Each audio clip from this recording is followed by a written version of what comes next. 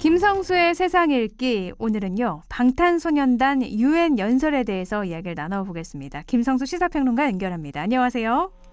안녕하세요. 김성수입니다. 네, 추석 연휴 동안에 아주 기분 좋은 소식이 들렸어요. UN 총회에서 문재인 대통령하고 BTS가 나란히 연설을 한 사건인데 이 사진을 보니까 정말 뿌듯했는데 어떻게 보셨어요? 예, 정말 대단한 기록이었습니다. 그러니까 그 장면 자체도 굉장히 뿌듯했지만 네. 세계 어떤 정상이 유엔의 기조 연설을 하면서 동시에 그 나라 출신의 세계적인 그 팝스타와 함께 네. 어떻게 보면 연설의 시작과 마침표를 갖다 이렇게 찍는 그런 모습을 연출했는가.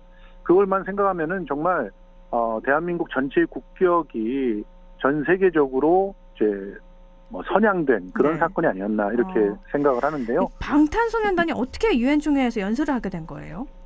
애초에 그 유엔 쪽에서 네. SDG 모멘이라고 하는 그런 특별한 행사를 하는데 네. 여기에 지금 현재 K 방역 등등을 통해 가지고 세계적인 성취를 이루고 있는 한국이 와서 지속 가능한 환경과 기후 변화 등등에 대응하면서 지속 가능한 성장을 할 수 있는 그런 대표적인 나라의 그런 수반으로서 네. 와서 전 세계에 제안을 해달라라고 하는 그 부탁을 하면서 동시에 이 미래 세대들이 지금 로스트 제너레이션 등등으로 이렇게 불리면서 굉장히 코로나19에 의해서 암울한 그런 시간들을 보내고 있지 않습니까? 그런 미래 세대들에게 희망과 꿈을 이렇게 좀 확실히 보여줄 수 있는 그런 특별한 연설자로서 BTS도 함께 대동하기를 원한다. 이런 식으로 얘기를 한 건데요. 결국은 이런 제안들을 우리 대통령이 받아들이고 네. BTS도 흔쾌히 허락을 하면서 이 동반 연설이라고 하는 대사건이 가능하게 됐습니다. 그만큼 젊은 세대들에게 영향력이 있기 때문에 BTS를 초청해서 이야기를 해라 이렇게 한 거죠. 좋은 의미들을 전달을 해달라는 취지였던 것 같은데요. 그러면 예. 어떤 내용들이 있었나요? 자, 일단 문재인 대통령은 굉장히 특별한 그런 제안들을 했어요. 우선 지속 가능한 성장들을 계속 이어나가려면 네. 우리가 획기적으로 바뀌어야 된다는 사실은 세계 정상들이 다 알고 있잖아요. 그런데 우리나라가 먼저 네. 이제 대한민국이 먼저 탄소 중립이 가능하게 하는 다양한 제도와 선언들 이런 것들을 준비를 했고 네. 그리고 이것을 선진국에서는 어떤 면에서는 탄소 중립으로 들어갈 수 있는 그런 준비들을 다 했거든요. 그런데 개발도상국에서는 왜 사다리를 걷어차느냐. 너희들은 석유를 통해 가지고 그렇게 많이 성장을 해놓고 이제 우리가 따라가려고 하니까 갑자기 게임의 룰을 바꿔버리는 거 아니냐. 이런 반발들이 많았어요. 네. 그런데 그들에게 어떻게 보면은 확실한 그런 어떻게 보면 다리 역할을 해내겠다라고 네. 하는 약속을 했습니다. 네. 그러면서 더불어서 우리 남한과 북한 그리고 미국 거기다 하나 더 한다면 중국 이렇게 4개 나라가 종전선언을 하자. 이 종전선언을 통해서 이 동북아의 어떻게 보면은 이 굉장히 거대한 그런 긴장 관계를 연출하고 있는 그곳이 사라지게 되면서 네. 실제로 지금 반도체라든가 배터리라든가 여기 중심은 대만, 한국 등등이 중심이 된 동북아 쪽입니다. 그런데 이곳을 새로운 그런 성장 동력의 거점으로 만들 수가 있지 않겠어요? 그래서 여기 종전선언을 통해서 전 세계 평화를 앞당기자라고 하는 제안까지 했는데 네. 이런 제안들이 굉장히 크게 주목을 받았던 것이고요. 그리고 뒤이어서 문재인 대통령이 딱 BTS를 보면서 전 세계에서 가장 사랑받고 있는 팝스타가 나와서 연설하겠다고 이끌어냈고요. 네. 또 우리 방탄소년단은 올라가서 또 정말 멋지게 7 청년들이 우리 지금 현재의 미래 세대들을 가만히 들여다보면 나름대로 세상과 소통하면서 새로운 그런 어떤 삶의 패러다임들을 만들어 나가고 있다. 그렇기 때문에 이들을 로스트 제너레이션이 아닌 웰컴 제너레이션이라고 부른다. 이렇게 제안을 새롭게 해줬어요. 네. 그리고 특히 백신 접종을 우리 모두가 다 했는데 이게 서로가 다시 대면해서 만날 수 있는 그런 나라로 가는 티켓팅이다. 이런 얘기를 하면서 네.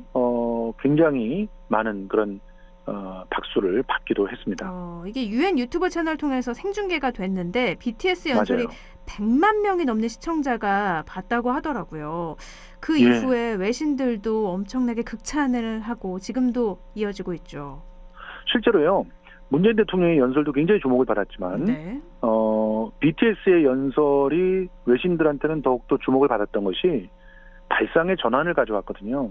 그러니까 기본적으로 문재인 대통령의 제안은 대한민국이 다리가 되어서 지금 탄소 중립으로 가는 거대한 걸림돌을 없애보겠다라고 하는 실행에 있어서의 어떤 제안이라고 한다면 BTS는 지금 현재 코로나 때문에 상실감을 갖고 있는 세대들에게 발상의 전환을 통해서 지금 우리가 당당하게 모든 고난들을 함께 견뎌나가면서 돌파해 나가자고 하는 제안을 했거든요. 네. 그 제안 이후에 거기에 호응하는 그런 그 SNS에 글들이 막 쏟아져 나오기도 했었고, 또 그 이후에 이어진 그 퍼포먼스를 통해서 네. 우리가 함께 일궈 나갈 세상에 대한 어떤 비전들을 보여줬다는 그런 평가까지도 나오면서 상당히 큰 호평들을 이끌어냈습니다. 근데 좀 안타까운 건요. 이렇게 BTS가 유엔 연설을 해서 좋은 메시지들을 내보내고 좋은 영향을 끼치는 건 좋은데 정치적으로 문재인 대통령이 이용하는 거 아니냐 이런 이야기가 좀 나와서 안타까운 마음도 이어지고 있어요. 근데 그런 부분은 상당히 좀 뭐랄까 좀 그 말 자체가 굉장히 정치적인 그 분석을 하고 있는 것 같아요. 네. 유엔에서 그러면 BTS를 애초에 초청을 한 거예요. 그런데 그렇게 초청을 한 것을 문재인 대통령이 알아서 먼저 거절할 수도 없는 것이고 네. 또 BTS가 화답을 해서 일구어진 그러한 그 연설 그 자체를 네. 정치적이다라고 폄하하는 것도 굉장히 참 자연스럽지 못한 해석이라고 보거든요.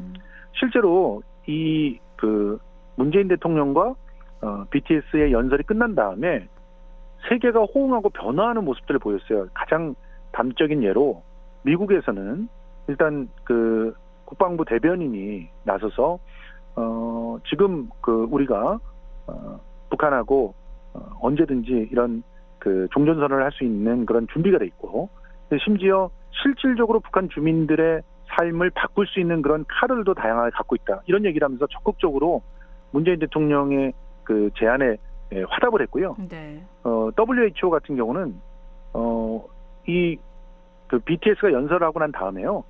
수많은 그런 SNS에 내가 이렇게 그 백신을 맞았습니다.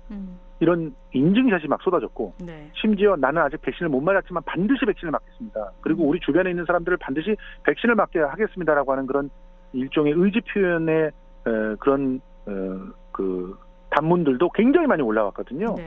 그런 걸 보면서 WHO가 사실 인류의 코로나19로부터의 전쟁을 어떻게 보면 더욱더 적극적으로 해나갈 수 있는 무기를 방탄소년단이 만들어줬다라고 하면서 칭찬을 하기도 했습니다. 네. 이런 변화들을 보면 이게 정치적으로 서로가 이용하고 이용받고 이런 상황은 아니었다라고 볼 수 있는 그 근거가 아닐까 생각을 합니다. 네, 뭐 인기를 이용하는 거 아니냐 이런 거에 대한 입장을 말씀을 해주셨고요. 아무래도 뭐 BTS가 이렇게 유엔 총회에 연설을 하면서 한국의 위상을 한 번 더 확인시켜 준 거잖아요. 긍정적인 시그널로 봐야 되지 않을까 싶습니다. 오늘 말씀 여기까지 나누죠. 고맙습니다. 고맙습니다. 네, 김성수 시사평론가와 함께했습니다.